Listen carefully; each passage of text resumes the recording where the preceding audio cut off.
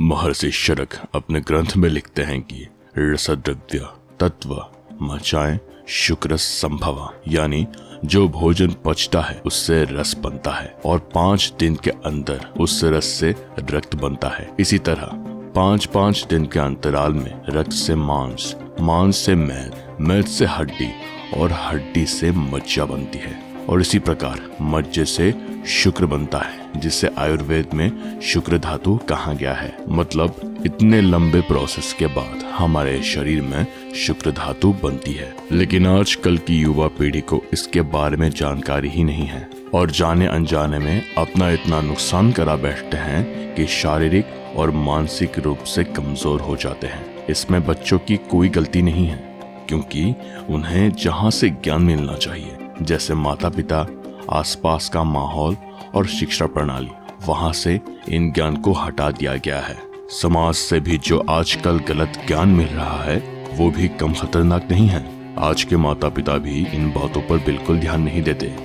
आपने कभी ना कभी गुरुकुल का नाम सुना ही होगा, लेकिन मैं आज के गुरुकुल की बात नहीं कर रहा हूँ, क्योंकि आज के गुरुकुल केवल नाम के रह गए हैं। मैं पुराने समय की गुरुकुल की बात कर रहा हूँ, जहाँ बच्चों को 13 से 14 वर्ष की उम्र में ही भेज दिया जाता था और वे वहां तब तक रहते थे जब तक उनकी उम्र 24 से 26 वर्ष न हो जाए। गुरुकुल में एक सख्त नियम था कि हर विद्यार्थी को ब्रह्मचर्य का पालन अनिवार्य था। जैसे ही बच्चा 13 वर्ष का होता, उसका शरीर शुक्र बनाना शुरू कर देता है। लेकिन गुरुकुल में ब्रह्मचर्य का पालन अनिवार्य होने के कारण ये शुक्र उनके शरीर में ही संचित होता रहता। जब तक वे 24 वर्ष के होते हैं, उनके शरीर में ईड़ा, पिंगला और सुषुम्ना, ये 3 प्रमुख नाड़ियां सक्रिय हो जाती हैं। साधारण व्यक्ति के शरीर में केवल ईड़ा और पिंगला नाड़ी सक्रिय होती है, लेकिन जो व्यक्ति 12 वर्ष तक कठोर ब्रह्मचर्य का पालन करता है, उसकी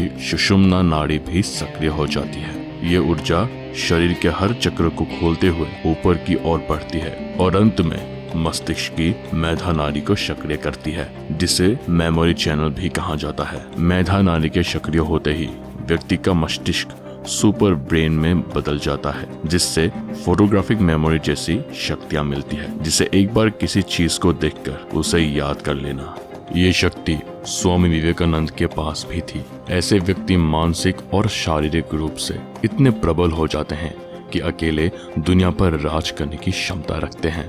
आपको यह बात झूठ लग सकती है, क्योंकि आजकल के समय में ऐसा कोई देखने को ही नहीं मिलता, लेकिन पुराने जमाने में कई लोग ऐसे ऊर्जा का अनुभव कर चुके हैं, जैसे स्वामी विवेकानंद और निकोला टेस्ला आदि। इस तरह ही ऊर्जा को संचित करके उन्होंने अपने जीवन को बदला। आपने कभी ना कभी अनुभव किया होगा कि जब आप नकारात्मक सोचते हैं और यौन ऊर्जा को नष्ट करते हैं, तो आपका मस्तिष्क ठीक से काम नहीं करता, आपका शरीर कमजोर महसूस करता है और आपका फोकस समाप्त हो जाता है। अब आपको ये तो समझ आ ही गया होगा कि सीमेन रिटेंशन यानी ब्रह्मचर्य में कितनी शक्ति होती है। आप 12 वर्ष के लिए नहीं, केवल 21 दिनों के लिए इसका पालन करके देखिए।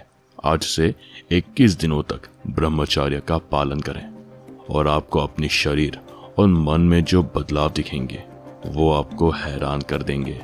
कमेंट में आपका नाम और आज की तारीख लिखें और 21 दिनों के बाद आकर अपने अनुभव हमसे साझा करें। बहुत जल्द इस वीडियो का पार्ट 2 भी आने वाला है, जिसमें हम जानेंगे कि आप अपने गलत कर्मों को कैसे ठीक कर सकते हैं और इससे मुक्त हो जा सकते हैं। पार्ट 2 देखने के लिए चैनल को सब्सक्राइब और बेल आइकन को दबाएं, ताकि वीडियो सबसे पहले आप तक पहुंचे।